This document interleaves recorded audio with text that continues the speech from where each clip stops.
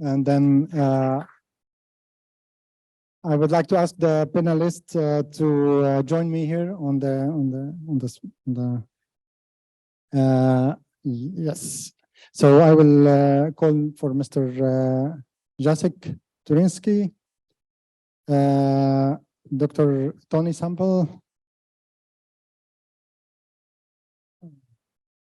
Dr. Johan Lindahl, and Rutger with us, and Dr. Stefan Aberman. Okay, welcome, gentlemen. I will just start a little introduction with my guest here. Mr. Jacek Trusinski is a deputy head for green and circular economy within the Directorate General for Internal Market and Industry of the European Commission. Prior to that, he has worked on investment support scheme within the Economic and Financial Affairs Directorate General, and on regulatory matter linked to energy efficiency and renewable within the Energy Directorate General of the Commission. Before joining the Commission, Jacek worked as a consultant on energy matters to various industry associations. Welcome, Jacek. Then the next guest is Dr. Tony Sample, is a senior researcher at the GRC European Solar Test Installation, where he has been working for over 20 years. His fields of interest cover PV model testing, precision calibration of PV model, and standard development. He's currently the convener of the IEC TC82 Working Group 2 and Senelec TC82 Working Group 1, which produce international standards for PV models.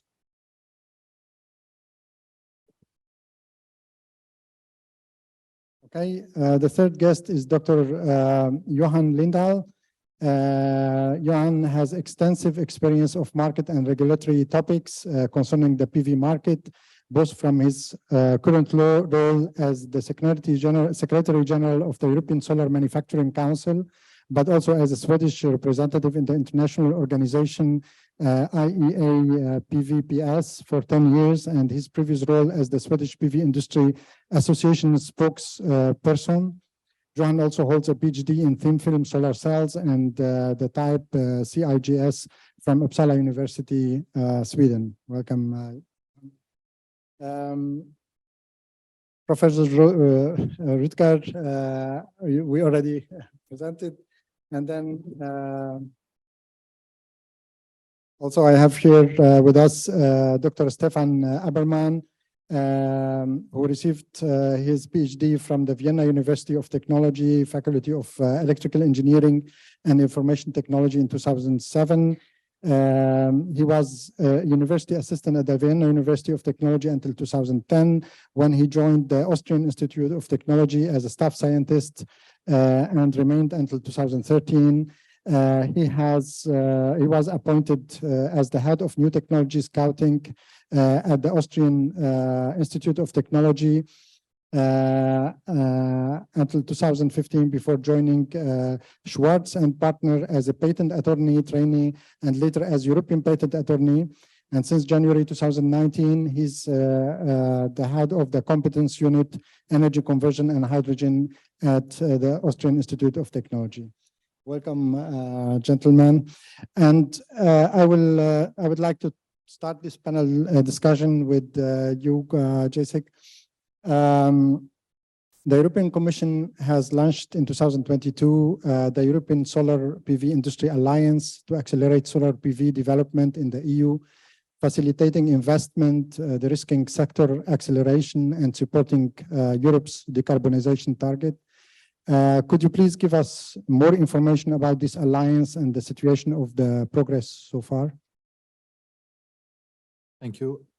Do you hear me? Yes. Thanks for the question and thanks for your invitation. So indeed, I mean, the Commission member states, we have a plan now to bring the solar industry back to Europe. The background is, of course, you know, what happened with Ukraine, where we realized that we should not depend for any energy sources or vectors on concentrated supply. The background is also what happened with the IRA. in the US, where we saw that the power of subsidies and a lot of our remaining industry now considering or actually going on the other side of the Atlantic to make their investments. And so in that context, in December of last year, we have proposed to set up this industry alliance together with key partners such as E18 Energy, the European Solar Manufacturing Council, and Solar Power Europe. And the aim is to scale up production of solar PV in Europe. The target is 30 gigawatts by 2025. So it's a very ambitious target because it applies to all parts of the supply chain, not only modules, but also wafers, ingots, and so on. And, you know, the main tool to achieve that will be industry cooperation and support for project developers to find financing. And such alliances in the future have proved to be very effective. For batteries, we have managed to mobilize more than 130 billion of investments over 4 years. But, you know, in the context of the IRA and the cost efficiency of Chinese production, this is not enough. And so there's more than just the alliance. In March, we have tabled a major legislative proposal, which is called the Net Zero Industry Act, which aims to set up a comprehensive framework that will support such investments related to procurement, innovation support through so-called regulatory sandboxes, faster permitting for project development, access to finance. And finance is the last element I wanted to mention. We do a lot, of course, IRA, 400 billion euros of new money, dollars, new money, we don't have that, but we have a lot of resources at the EU level. We have the Innovation Fund, we have the recovery funds, we have the EIB investments, and we act on all of these fronts to enable to a greater extent support to commercialization, not only research support for solar PV. So we hope that we will start to see results of this soon, although, of course, the international context is difficult. Thanks. Okay, great.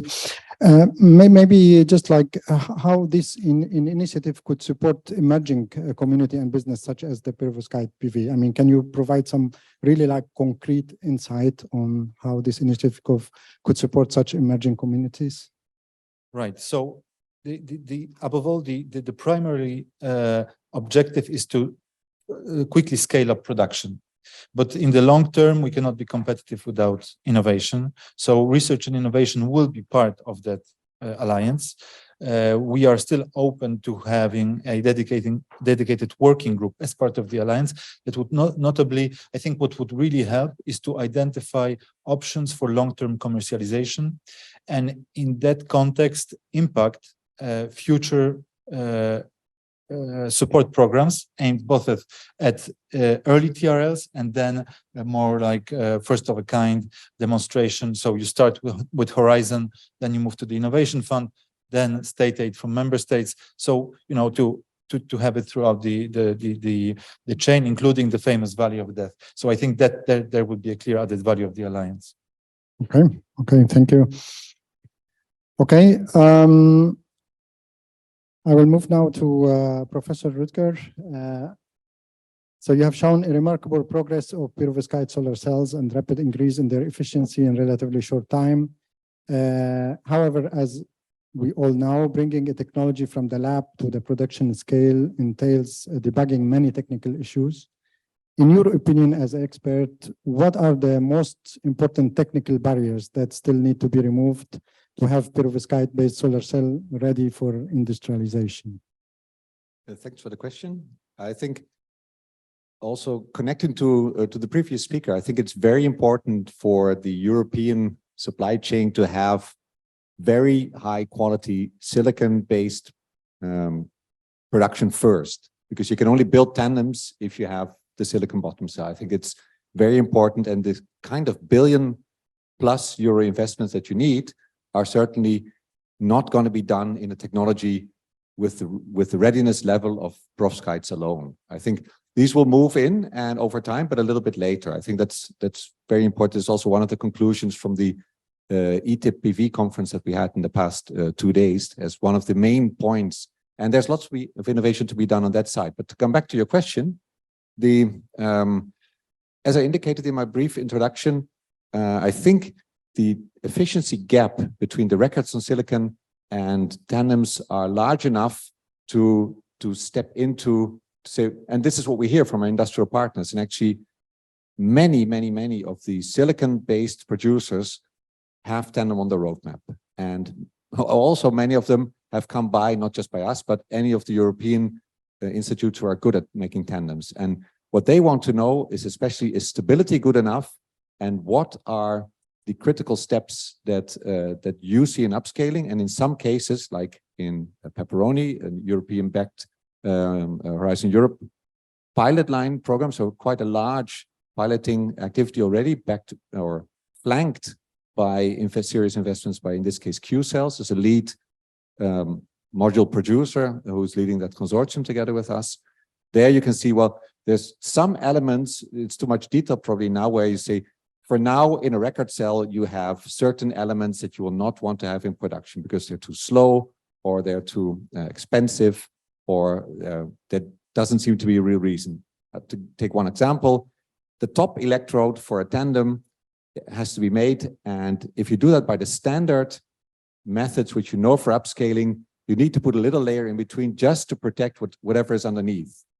This is something you don't want to have, because this little protective layer, it's a tin oxide layer made by ALD, for those of you who know their details.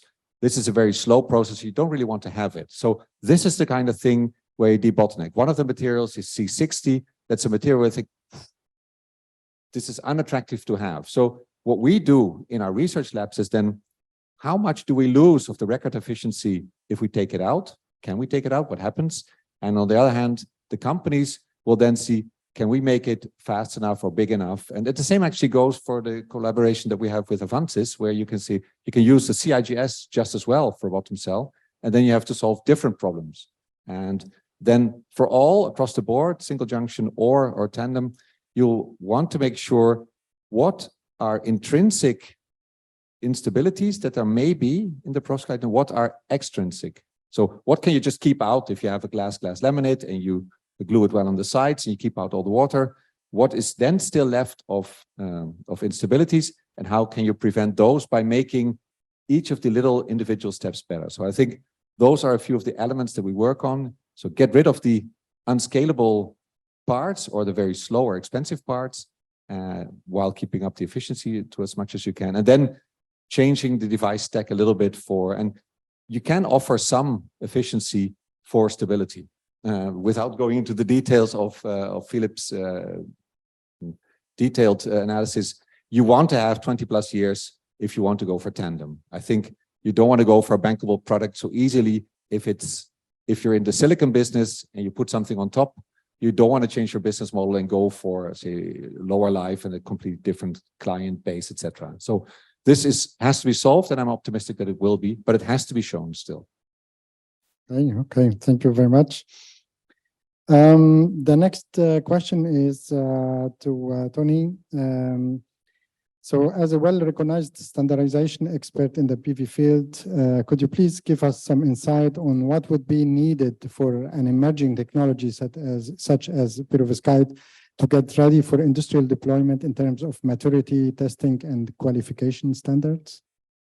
Okay, so for perovskites, you can divide these, first of all, for single junction and tandem. They may have different characteristics. You may have different stability criteria for each. So the first universal point will be everybody needs to measure them. So currently, perovskites are often measured using constant solar simulators. It's quite a long technique. We need to have something which can be scaled up to be used in an industrial process on a faster process, be it LED-based, potentially even flash-based solar simulators, such that your throughput in a factory can be measured in a short time, but labeled accurately, because ultimately the clients want to know exactly what is going to be produced by these modules ultimately bought. So the first part is a characterization of these devices. The second is lifetime and type approval. The 61215 type approval test, which is routinely used for industry, is based on a silicon reliability model and a reliability program which was instigated by JPL back in the days when we had production runs of kilowatts, not megawatts, and certainly not terawatts. And the issues regarding perovskite and perovskite on silicon is, firstly, are there any adaptations to that qualification process which needs to be made to take into account the intrinsic nature of perovskites? But the second and really important one, and the biggest unknown, is are there any unknown failure modes which occur intrinsically because of perovskites, which this accelerated test program will not bring out?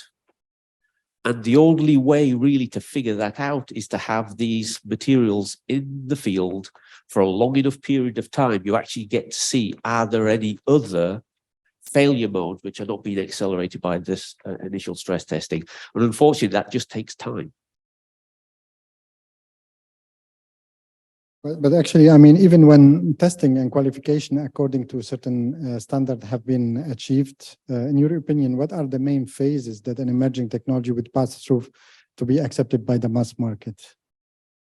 Again, it comes back to time, because we've seen it even for conventional crystalline technologies. When we've either introduced novel materials or new processes, we could come and have a failure mode which wasn't expected. We had PID come out when we changed the anti-reflective coating. We had AAA backsheet failures when everybody assumed that the backsheet was perfectly fine. These failures only occurred some years in the field, and afterwards everybody was very good at quickly developing new tests to say, oh yes, once you run through this new test, you can see that there's a failure there. The difficulty is going to be for anything perovskite-based is getting over that initial period of investment needing to get your production up to volumes required, whilst being able to sell that into the market where people will be risk averse and say, well, either you've got to offer me a very good product at a much cheaper price, otherwise I won't take the risk. And it's getting over that initial process that might be difficult, which I think will be an advantage for building this technology on top of existing PV producers. The big Chinese manufacturers are already interested in doing this. Mm-hmm. The idea that we could somehow in Europe just develop a brand new gigawatt factory based on perovskite tandems is just nonsense. This is going to be based on people using their existing knowledge and developing it then for perovskite tandems. Mm-hmm. Mm-hmm. Okay, thank you. Now I will go to Stefan. Well, it's similar subject, but a little bit more, let's say, in detail.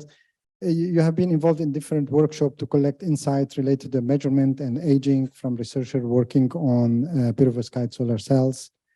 Could you please give us an overview on the challenges faced by researchers in terms of harmonized measurement or convergence, divergence of aging tests, and main progress on those fields? So yeah, I think from the commercial perspective, it has been already answered by Tony more or less.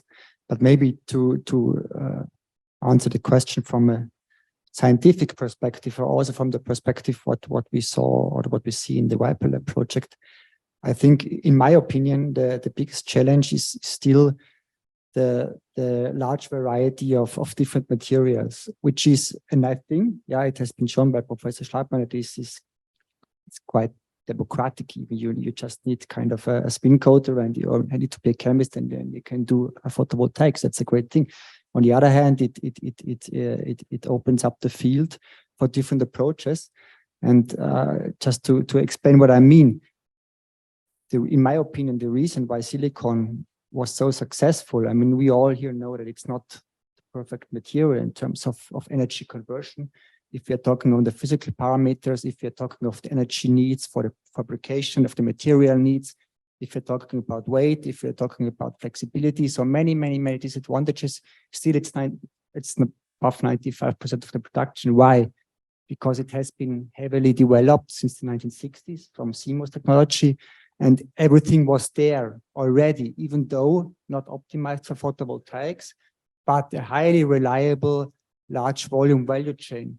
And reliability, in my opinion, it's much more important than efficiency. Of course, researchers want to have efficiency because then they get their point on the annual chart. But at the end, it's reliability because that's what we trust, and that's why the people buy a product.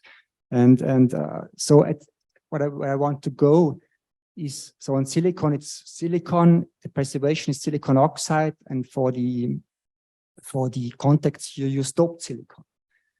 So that's one material. So it's, and then coming to harmonization, it's very easy to harmonize in addition or even more, because the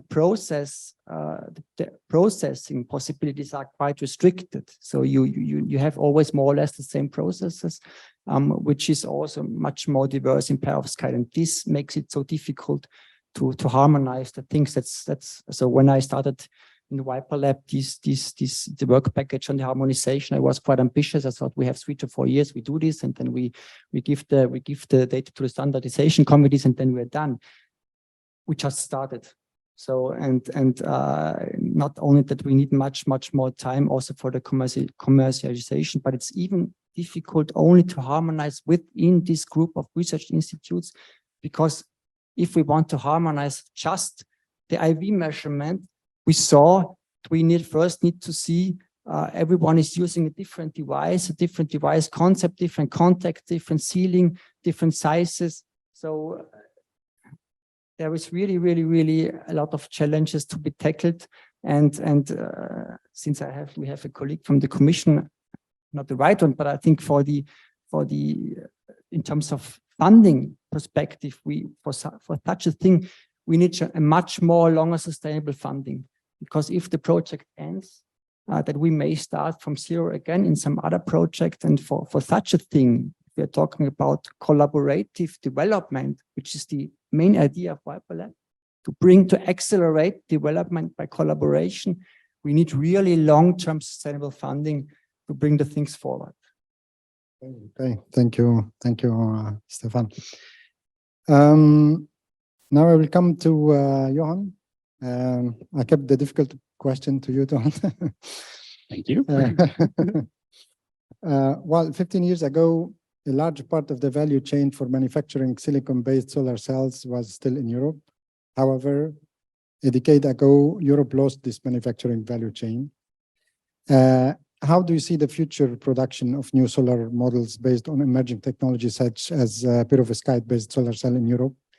And how to avoid the pitfalls we had with the silicon-based solar industry and models 10 years ago?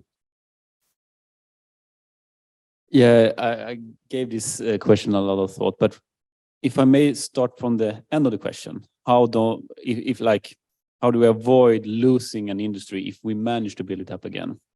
And I think a major difference between now and then is that now everyone agrees, or almost everyone, but even conservative stakeholders like EIA and IPCC, etc., everyone points towards that PV will be the major power source in the world in a quite near future. So it plays a much bigger role in a geopolitical or even in society, a bigger role in society than it did 10, 15 years ago, which means, as I perceive it, is that if we manage to reestablish a PV manufacturing industry in Europe, the sort of geopolitical forces behind will not allow us to lose it again.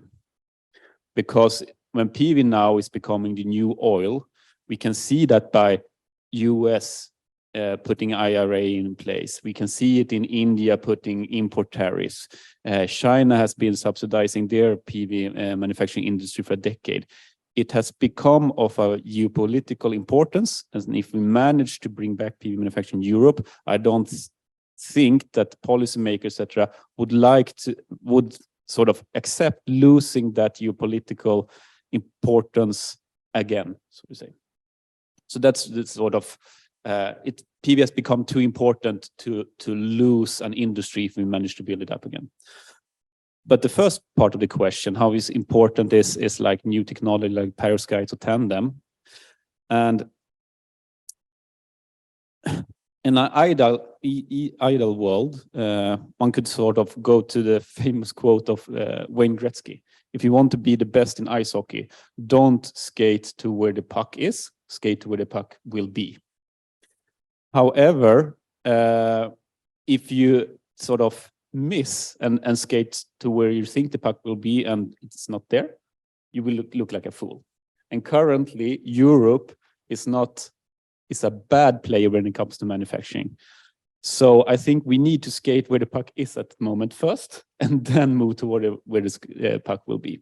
So I agree with the gentleman beforehand that I think that even if myself and many see in the roadmaps and see that tandem cells will be the future, we might need to first establish the silicon production so we can make tandems in Europe. So I agree with that. Even if I believe that, like most have pointed out, that tandem cells will be the next things, but I don't think we can afford in Europe to just go there directly. We might miss the puck completely, basically. So a little bit fluffy answer, but I hope I made sort of an illustration on how I see on the problem. Sure. But do you think regulation could support, let's say, a stronger PV production chain in Europe, like produce it in Europe, subsidize it in Europe, or vice versa? Yes, absolutely. But I think one must understand what's happening on global wise, and I think Europe has taken the first steps there. That in an ideal world, we would have a fair competition between the regions, etc., and then those that are best will succeed establishing an industry. But as I said, PV will become the biggest power source in the world, the most important power source, and the superpowers in the world won't just sort of go for the ideal way. They will try to secure this industry. And they do it by subsidies or import tariffs, as we see it now. And we in Europe can either say, well, we would like to do it another way, but if we don't play along this game, we will lose, because the other ones will use whatever they can to have secure of PV manufacturing. So what Europe has done now is taking the first steps, I think, by opening up the state aid rules, allow member state to support and give subsidies to PV manufacturing. It's now an open question which member states will take this opportunity to create industries for the future and bring back jobs, etc. Will hopefully we have some answers in a few months from now and a half a year. But I think we need to have a mindset that PV manufacturing will be highly influenced by the political will to have a control of it on a global level from now on. And we can't just say, let's have a fair game in between, because there will be countries that don't play fair to establish subsidies, etc., to have control of it, because it will play such a major role in society and in the energy system. Coming to that, and all the things that you mentioned, that we have certain things in place. So we have the horizon for the research. We have the innovation fund for the most sort of innovative new technologies to be established.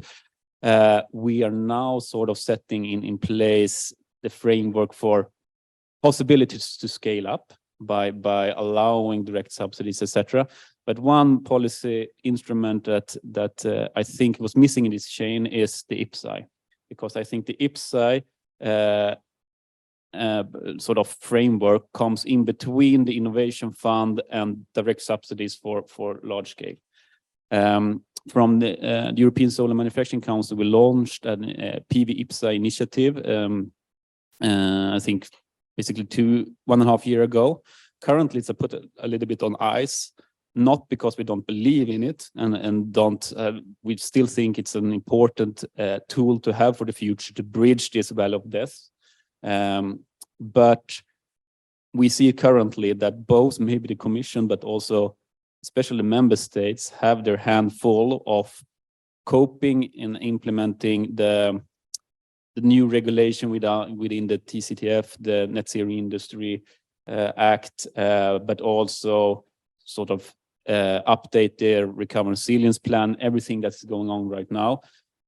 We had a country, Spain, that was interested in leading the process from the member states, but the signals we got from them that they have too much to do with other regulation coming out from EU. So the IPSA, PV IPSA initiative that we initiated, put a little bit on ice due to these reasons. Not that we don't think it's important, but that's another tool in toolbox, which I think can be important for perovskites to be in between the sort of innovation fund and the direct volume or the measures that are directed for creating volume in production, so to say.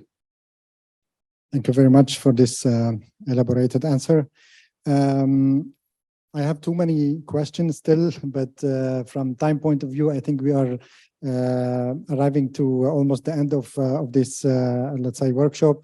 However, maybe I would like to give, let's say, some time for questions from the audience, if there are any questions, because this is a kind of workshop. I'm sure that many of you still have question in mind.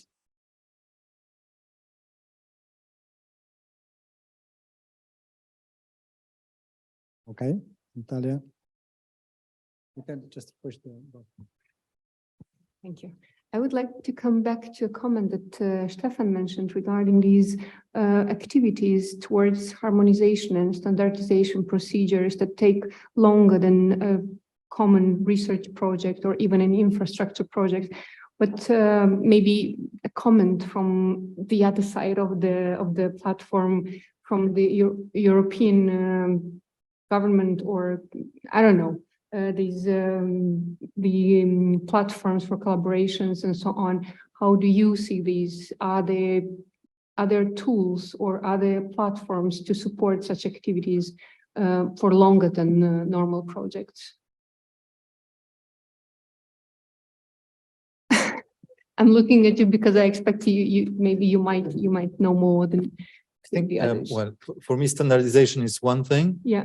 And financing is another. Standards are essential. The Commission has recently tabled a strategy for standardization, which aims to identify those standards, future standards that are central for our policy objectives, and accordingly put pressure on SENS and ELEC to prioritize those standards over other standards. So if you as a community have certain ideas on standards that can really help, notably the competitiveness of the solar PV industry in Europe, by all means, let us know, and we will try to make sure that this is accelerated. We also, by the way, work on the eco-design standards, so mandatory requirements for all products placed on the market for solar PV, linked notably to their carbon footprint, durability, and so on. So that's also part of the picture. For financing, point taken, I don't have any special insights as to future plans to support research projects over a longer period than previously. What I know is that the change that is happening indeed is that we are not only focusing on basic research, but really increasingly focusing on making sure that this basic research is then translated into commercial opportunities with first-of-a-kind demonstration projects. Any more question?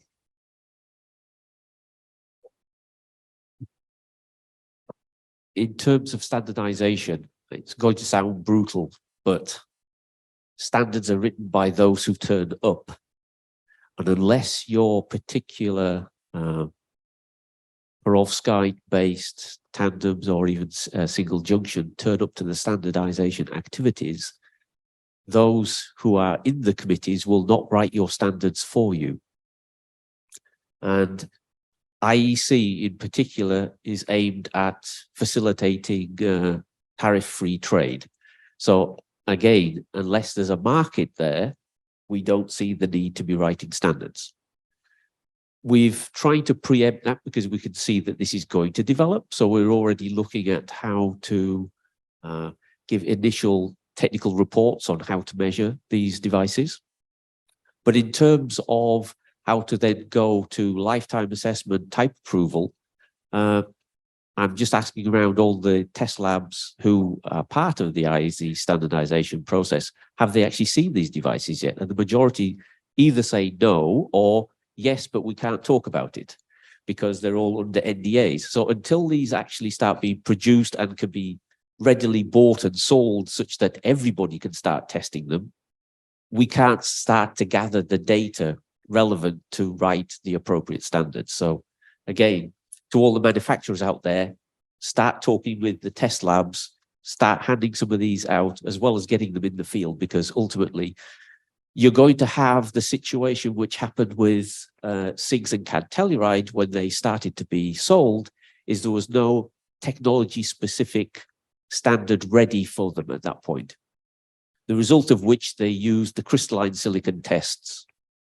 Now, some of those were perfectly acceptable, but others needed then ultimately to be modified. And it's that modification which I think will be required for the perovskite-based materials, and how much modification is still to be seen because we haven't got our hands on the material yet.